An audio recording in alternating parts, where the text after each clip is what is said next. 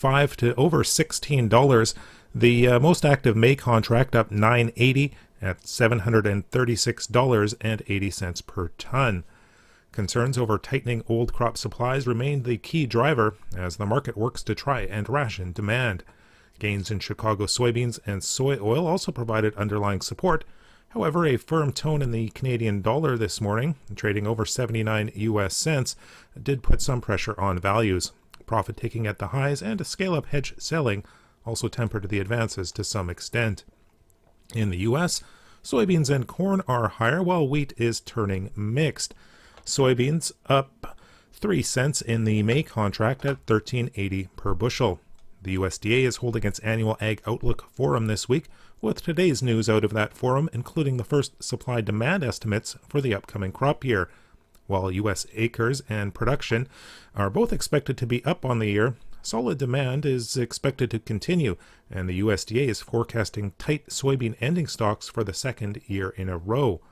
Weekly U.S. soybean export sales were in line with expectations, with about 500,000 tons of old crop business and an additional 170,000 tons of new crop sales.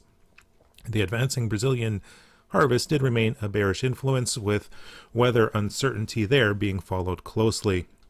Corn, it's trading near unchanged, up a quarter cent in the May contract at $5.49 and a quarter. Weekly U.S. corn export sales of about 1.2 million tons of old and new crop business combined were in line with expectations. U.S. corn ending stocks for the upcoming crop year are forecast at 1.55 billion bushels. That would be just slightly above the 1.5 billion bushels forecast for the current year.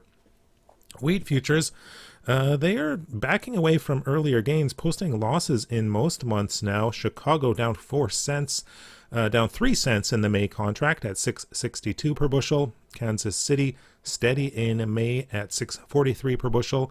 And Minneapolis spring wheat down 0.75 cents in the May contract at $6.42 per bushel. Weekly U.S. wheat export sales of 400,000 tons of old crop and 214,000 tons of new crop were at the higher end of expectations, providing some support. Ideas that the U.S. spring wheat acres this upcoming year will be lower on the year were a bit supportive for Minneapolis futures, with ongoing uncertainty over the impact of recent cold temperatures on winter wheat, also somewhat supportive for those contracts. That's a look at the ICE futures and U.S. markets for Friday, February 19th. In Winnipeg, for Markets Farm, I'm Phil Front-Workington.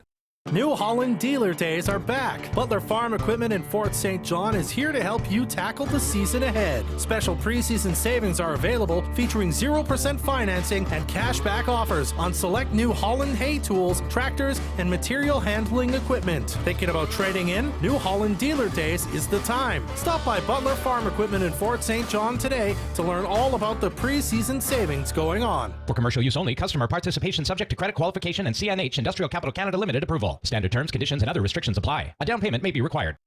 The opinions expressed during this show do not represent those of this station. If you've missed any of this show, you can follow the podcast at energeticcity.ca. Now, an in-depth look at the news and information shaping our community. This is Moose Talks with your host, Doug Craig, on Moose FM.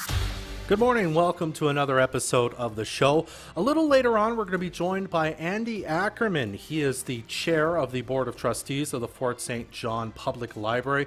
We're going to talk a bit about their application to become a municipal library and how the city regretfully declined it and what that means for the library going forward. But to start today, we're very glad to be joined now by the mayor of Dawson Creek, Dale Bumstead. Dale, thank you so much for being on the show today. I appreciate it. My pleasure. Thank you for inviting me.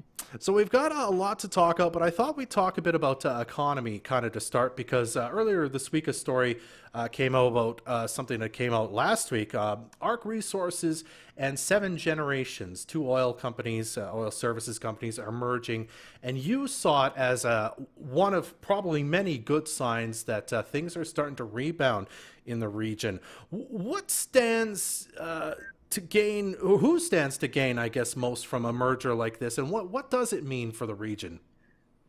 Yeah, I think for all of us in Northeast BC, we have what I believe is the good fortune of sitting on top of the Montney field, natural gas field that really is a world-class asset. And certainly all of the companies that are in Northeast British Columbia and Northwest Alberta that have assets within that Montney field are feeling the benefits of that. ARC and 7Gens have got a major operation in southern Grand Prairie down along Highway 40, and ARC obviously have really developed their assets in and around Dawson Creek, in the Parkland Tower and Septimus region primarily, and really strong assets. And so for us as communities, we're built upon the development of the resource sector. And when we see that the confidence that's shown by the upstream companies by investing even further into their assets for the long term, demonstrates to me that confidence they have in our region, and certainly for our community, the economic benefits of the service sector. So the industry comes in and starts to develop the assets, and then they start hiring our local businesses. And that's the folks who then build our communities. They're the ones that hire the employees that now serve on our hospital foundation and our minor hockey. They go to the grocery store, they go to the barber, the hairdresser, et cetera. That spins through your community when you have the upstream companies who are developing the natural resources, supporting our local communities. So this merger of 7Gen and ARC under one umbrella really brings now the strength of those two organizations, and the capacity then is increased for them to even invest further, I think, in the development of their assets in the region, which is going to be a very big benefit to certainly for us in the city and in the region. In the story we published at energeticcity.ca, you also mentioned specifically hotels in Dawson Creek. Maybe things looking up for them because of a merger like this. Yeah, it's been tough for the industry over the last, the market was slowing down. The natural gas liquids was really what was driving the bus in the development. Anybody that had real good, strong liquid production were moving that. The gas was almost a byproduct of it. But now market's driving, the price of gas is going up. It's becoming that much more beneficial for them in terms of developing the gas as well. And so, when the drilling and completion crews come into our community in Dawson Creek and Fort St. John and do that work, they're in our hotels and they're in our restaurants and they're in our community. And then all of a sudden, your occupancy rate last year for the city was, our hotels are running at 20-30%, and they should be up around 80 or 90%. And so to me, when you see that development, when the rigs start coming back in and the completion crews start coming back in, they're in our hotel rooms, they're in our restaurants, they're in our community. And that's what builds community. It's a small business sector that is supported by industry. And so we need to see that back. We need to see our hotel sector, our restaurant sector, that service industry back, feeling the positive impact of the development of the natural resources, especially the energy sector for our region and our community. How much of that kind of low hospital occupancy rate you mentioned do you attribute to, the evaporation of the tourism industry due to the COVID-19 pandemic? Do you see that coming back and being a big part of it as well once things loosen up as everyone gets vaccinated? Yeah, we really live on that energy sector for the most part. That's what drives the bus. And for us in the city, with the Canada Event Center, we've really taken into this whole event sport tourism strategy in terms of the events that were the concerts, when you're bringing in the Dixie Chicks and Luke Bryan and Jason Aldean and on and on and on. You do 20 or 30 shows in the course of the year. That brings another 30 days of hotel occupancy. And so we see that tourism, that event and sport tourism, as being a big piece for us in building that strategic pillar of tourism.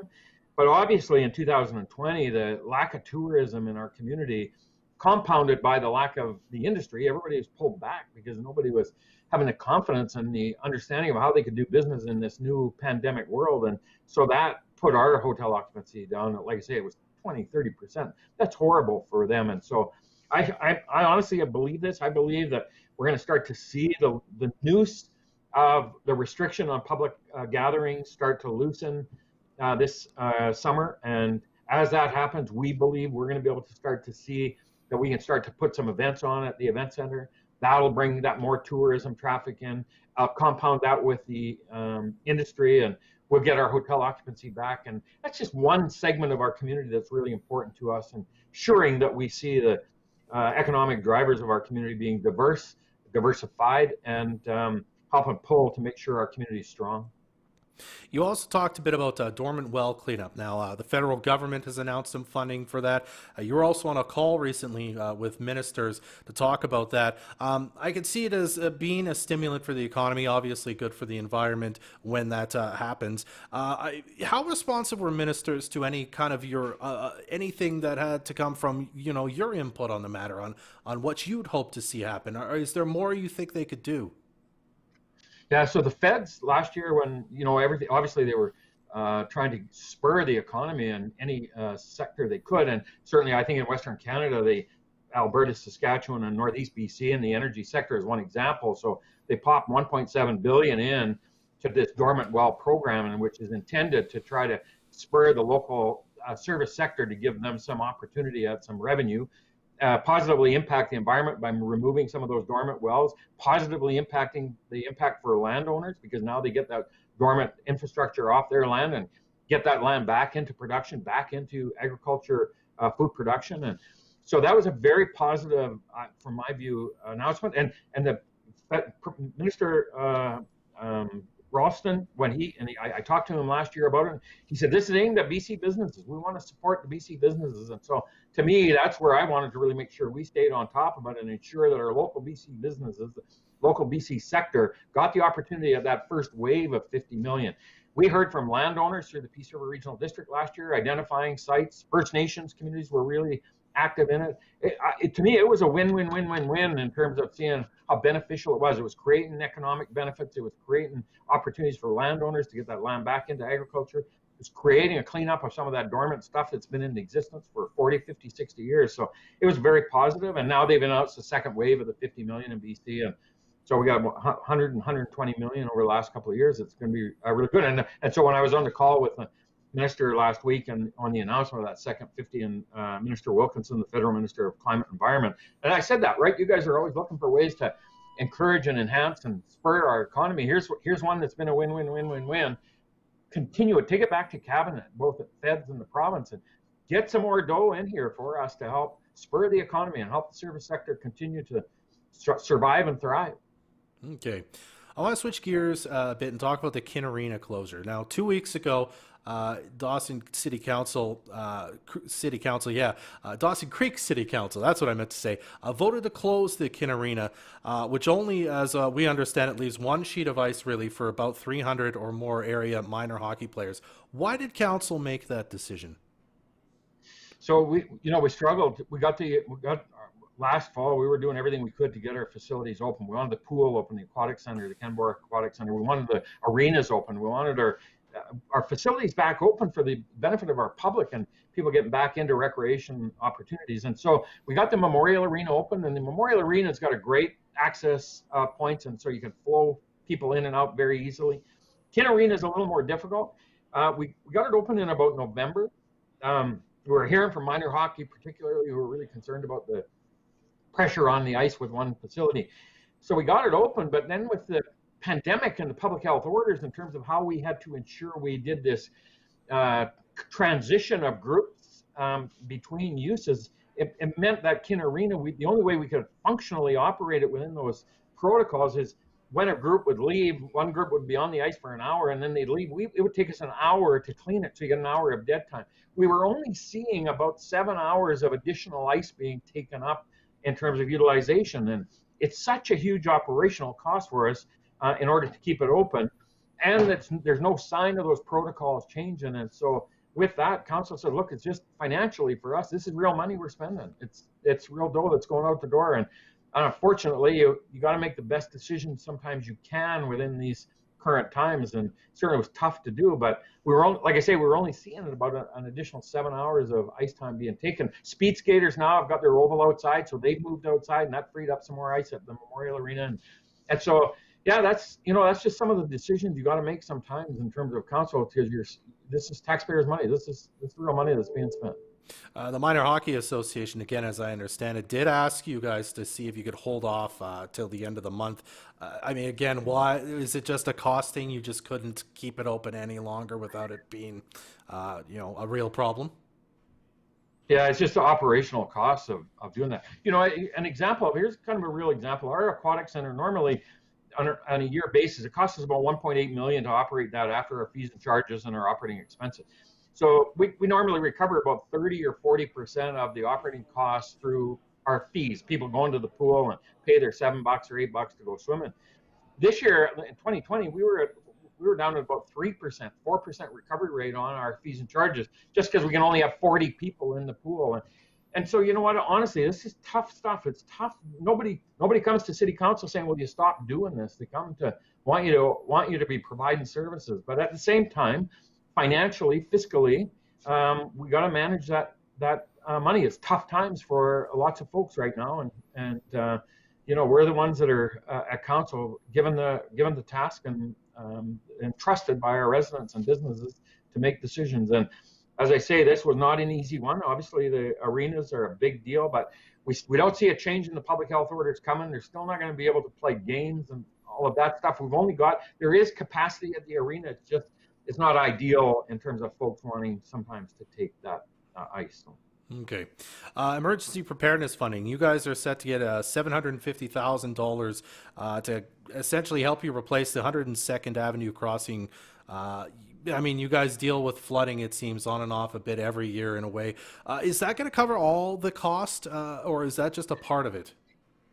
We've got two different grants that we've applied for the 102nd Avenue crossing, and it's just part of our entire flood mitigation strategy work that we've got ongoing. And obviously, you know, we're on a creek, and we've experienced the 1 in 200 year flood events for twice in the last 5 years or 7 years. So the frequency and the intensity and severity of those events are having more and more impacts on our community and our residents. And so we've done a bunch of work on flood mitigation planning and preparation. And we've got one area on 102nd Avenue just at 17th Street where it's two culverts going through, and we want to put a bridge in there. It's going to be about a $6 million project. This one a grant that we've got is $750,000.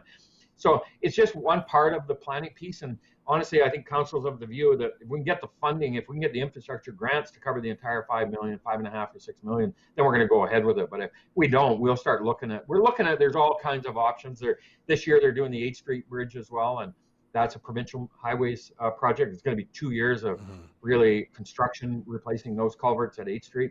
So it's, you know, we've replaced 2 bridges in the last 2 years at 10th Street and 15th Street, trying to improve the infrastructure and flow. But it's the aspect of flood mitigation and planning is a big deal, and it's tough when you make a decision at one point, it has so many other impacts downstream that can create other issues. And so it's a fairly significant and complex issue, and one we're not taking lightly, but one we absolutely are doing some work on, and we're putting some money in and trying to make a difference on it. All right, Mayor Bumstead. Well, we'll have to leave it there today, but thank you again for making some time for us. Thanks so much. Appreciate you guys having me on. Have a great weekend. Absolutely. You too. That's Mayor Dale Bumstead, the mayor of Dawson Creek. We'll be right back after this to chat with Andy Ackerman. Congratulations, you made it through 2020. Now it's time to celebrate with Jandel Homes Winter Sale. Order your brand new custom modular or RTM home today and you'll get $10,000 off your options instantly. That means you can deck out your new Jandel home to the nines. Make 2021 the year you get your brand new home with Jandel. Scratch that. Make 2021 the year you get your brand new decked out Jandel home with $10,000 in free options. But hurry, 2020 felt like forever, but this offer won't. Hey kiddo, that looks like a big book. You just starting it? No, I'm not reading it. That couch leg broke again. I'm gonna use your trick and prop it up with a book. You kids don't miss a thing, do you? That's it. Get your coat. We'll go to City Furniture and find a great new couch. Go ahead and put that book away. Are you sure? Dad's always saying stuff like, if that couch could talk. Yeah, I think we'll leave the stories to the books. Buy it today and take it home today, plus financing to suit you. City Furniture in Dawson Creek and Fort St. John. Everyone struggles with computers. New shortcuts, plug-and-play devices that don't play when you plug them, and more. Sit back and learn some stupid computer tricks with Vern from Computer Emporium across from the Northern Grand Hotel on 100th Avenue in Fort St. John. the operating system. It may sound like a medical term, but the operating system, or OS, of your computer, in a simplified sense means what version of Windows is on your computer. Or is it something other than Windows, such as an Apple or Android-based computer? The next time your favorite computer tech asks you what OS you have on your computer, he really just wants to know if it's a Windows computer or a Mac or something else. He might next then ask what version of Windows you have, such as Windows XP, Windows 7, or Windows 8. An easy way to check what version of Windows you have is right mouse click on My Computer and a menu will pop up. Choose the bottom item called Properties. This will display your Windows version and other information like the type of CPU and how much RAM is in your computer. Again, right-click My Computer, choose Properties. Stupid Computer Tricks with Vern from Computer Emporium, helping you use computers more efficiently. Is heard Monday to Saturday on Moose FM. Hi, Vern here from Computer Emporium. We are easy to find and well worth the search, right across from the Northern Grand on 100th Avenue here in Fort St. John. See the professionals for all of your computer needs at Computer Emporium, helping you use computers more efficiently. Watch this show live on Facebook or download the podcast at energeticcity.ca. Welcome back to Moose Talks. I'm dubbed Craig. Now, you may have heard in the news, the library's been in it a few times recently because they asked the City Council to become a municipal library. City Council said they regretfully declined that request. They also have had some financial troubles, it's come out recently. So to talk a bit about that and what it means for the library going forward, we're joined now by their chair of the Board of Trustees, Andy Ackerman. Andy, thank you so much for coming on Moose Talks today to talk to us. Great to talk to you. All right. Well, why don't we start a bit with going backward? The library, as I understand it here, is a association, which is different than a municipal library. What does that mean in kind of brief, and what does that mean in regard to its relationship with the city and with the region? Well, an association means that we receive funding from 2 or 3 layers of government. Mm-hmm. We receive an annual grant from the City of Fort St. John, but we also receive annual grants from areas B and C of the regional district. That's called an association. A municipal library would be that we would be receiving primarily our funding from the city. And that's the difference. Other than in the Library Act, for instance, under a municipal library structure, the city would appoint the members of the library board, whereas in an association, the board is elected from community members and its patrons. I see. Okay. What are the advantages then to becoming a municipal library? You mentioned the city would be solely funding it. Why make this move now? Why would you want to be a municipal library? Well, it originally the thinking was that that it would solidify our funding every year. We apply annually for a grant from the city, as well as grants from areas B and C. And what this would mean is our funding would become part of the municipality's base budget. That provided some, long-term security, I guess, for funding rather than applying for a grant every year. We've been very fortunate in that the municipality has funded our our library over the years. And I think we are one of the larger, if not the largest grant that they give out to nonprofits. So, that would solidify that. However, when we got into it, the mayor and council did some very deep digging, and it found out that the Library Act itself, which is very old, and we have requested updates to the Act for over 20 years. Wow. Really restricted the city's ability to actually, look after the library in governance. As I said, under a municipal act, under the municipal library, the city would appoint the board, but the board is still independent of the city. So in other words, we'll give you the money, but the accountability is not as strong as the city wanted. And so the mayor has now written the minister and said, look, we need to update this Library Act because the options available for municipalities to deal with libraries are extremely limited. and so that has gone forward. In the meanwhile, though, we haven't lost anything. Actually, the city itself this year gave us an additional $23,300 for the library, and as well as Area B has increased their allocation by another $15,500. So everybody's being, our local governments are being very generous with the library. And we realize too that, of course, the municipality, has its own budget pressures as well. So that's where we're at right now. And like I said, we're very appreciative of the funds that the city gave us this year. I sort of read the act, and I won't pretend I understand it. And if I remember right, it was sometime in the 90s, the last time it was updated. So you're not kidding when you say it's been it's been a long time. A regional library. I mean, this library, it's called the Fort St. John Library, but as it does get funding from the PRD region, parts of it, it does serve, Charlie Lake and maybe even as far as Presbyterian, Montmagny, that sort of places, right? Is that an option for you to become a regional library instead, or is that disadvantageous for you to do that, and so that's not even really on the table? Well, this is one of the things that the Library Act really is weak in. Regional libraries are basically, their boards consist of political representatives, board members. Vancouver Island, for instance, has 75 board members on the regional library, and they're all elected individuals. And so in our case here, if we had to have a regional library, if we looked at that model, it would involve,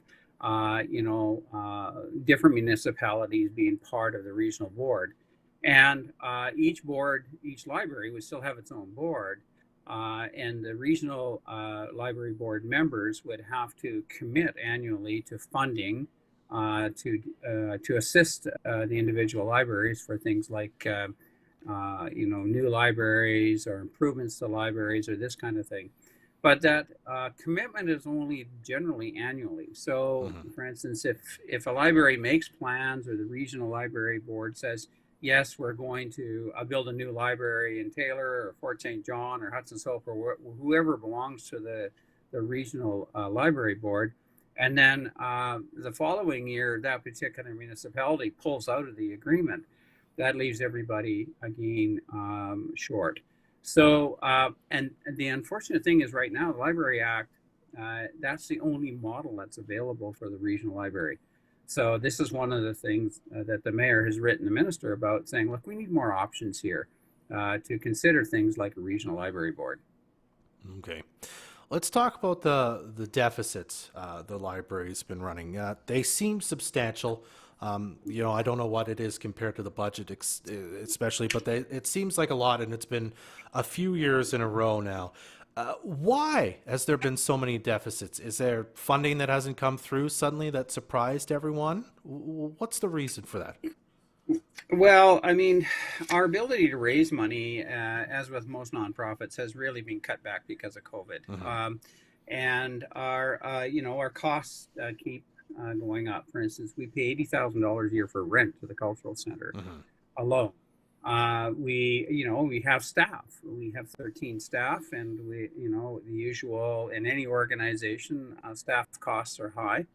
And so we basically are looking at how we're going to deal with that, and the board is actually still in the throes of developing its 2021 budget, and we are absolutely committed to looking at how we're going to get those numbers down to a reasonable level. We're very fortunate. We have some qualified individuals on our board who are able to take a look at this budget this year. And with the increase of $38,800 from areas B and the city, that will also help us to address those deficits. We're very committed. We're going to get it down to almost zero this year, and so we're looking at options to deal with that.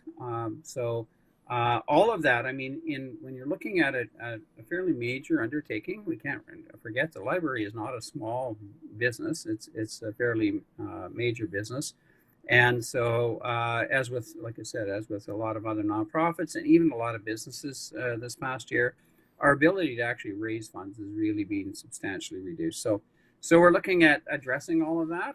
We know that deficits aren't sustainable long term, and we just need to deal with that sort of stuff, and we are committed to dealing with it. I don't know if you can talk about this or not, but and as much as it pains me to say this as somebody who loves the library and uses it and was sad that so many things had to be cut back due to COVID, a deficit hawk might say, well, why not just cut services to rein the spending under control? Maybe that means staff, maybe that means hours. I mean, is that on the table, or is the board trying to see if you can maintain it so that you could still have the wonderful crafternoons and the take-home things and be able to come to the library and borrow things in a reasonable time frame every day to keep services up, essentially? Yeah, we're looking at all of that. You're right. We don't want to do things like cut back services. So we're very committed to looking at all the options on the table. As I said, we're very fortunate. We have some excellent board members, and our treasurer is an accountant, so we have that expertise on the table. And so we're looking at everything, but certainly, yes, you're right. We don't want to be cutting back, at the current time. And we were very fortunate when COVID first came out. For instance, our library board decided to not lay off any staff. Mm-hmm. So we were shut down for 2 months. So we had them working remotely and doing all kinds of things like that. We're just trying to manage all of this and come up with a plan. And that's what we're in the throes of doing right now. All right, I'll keep you for 1 minute more. What's next for the library? You mentioned the letter that Mayor Ackerman has sent out. Are you kind of waiting to see if the ministers respond, if you get some kind of response? Well, for the municipal library, I mean, it doesn't make a lot of difference to us at this current level. I mean, the city has just increased their allocation by just over $23,000. Yeah. So you should be good for the year, essentially. Sorry for interrupting. Oh, no. So we're looking at all of that. And okay. Like I said, between the two sources of funding, we've got an extra almost $39,000. And hopefully we're going to be able to get out and do some fundraising this year. We were planning on putting a big gala on last fall to raise funds for the library. So we're looking at all kinds of innovative ideas to see how we can generate more funds. And like I said, as with every organization, every business, you have to put your innovative thinking cap on and see what we can do about it. All right, Andy. Well, I really appreciate you taking some time to talk about this story, and I'm sure we'll have you back on when there's updates to talk more about it. Thank you so much for joining us today, sir. You're more than welcome. Have a good day. You too. That's Andy Ackerman, the chair of the Board of Trustees of the Fort St. John Public Library. We'll be right back to wrap things up right after this on Moose Talks. After a big snowfall, there is a lot of work to do to get our roads clear and safe. So the City of Fort St. John reminds all residents to be patient and give our snow fighters space to work. If you see them busy removing snow, take an alternate route or give them plenty of space to do their job. They're out there making our city safe for us. So let's give them the cooperation they need and deserve. To report a problem, call 311 or use the Report a Problem form on the city's website, fortstjohn.ca. Your vehicle has worked really hard for you. From helping you take the kids to school to you showing it off to your friends. It definitely deserves a break with Moose FM's dirtiest vehicle, fueled by Murray GM. Enter now at moosefm.ca and you could win a free detailing package from Murray GM in Fort St. John. We will pick a new winner at the end of each month. Moose FM's dirtiest vehicle is fueled by Murray GM. If you're looking for hassle-free internet services, call the Peace Region Internet Society today. With coverage throughout most of the Peace, PRIS can get you connected quickly without the hassle of contracts or bundles. Visit PRIS.ca or call 1-800-768-3311 for more information. Hi, this is Ted with PIMS Production Equipment. Talk to us at PIMS for electrical work, air compressors, pumps, valves, relief valves, office phones, and computer networks. Experience the best in service. Check us out at pims.ca or call PIMS at 250-787-0808. Our community first. This is Moose Talks with Dub Craig on Moose FM. My thanks to our guests today, Dale Bumstead, the mayor of Dawson Creek, and Andy Ackerman with the Fort St. John Public Library Board of Trustees for joining us today. For all your local and regional news, make sure you follow energeticcity.ca on Facebook to see links to all the stories we post as we post them. You can also just go straight to the source, energeticcity.ca, for more news and to download podcasted episodes of this show. If you missed this episode and you'd like to see it again, it will also be available in video format shortly on the Moose FM or energeticcity.ca Facebook pages. That does it for Moose Talks today. Moose Talks is produced by Adam Rayburn and Trey Lopushinsky. I'm Dub Craig. Be well. Join us next Friday at 10 a.m. for another episode of Moose Talks, a weekly talk show about Fort St. John and the North Peace. This is Moose Country.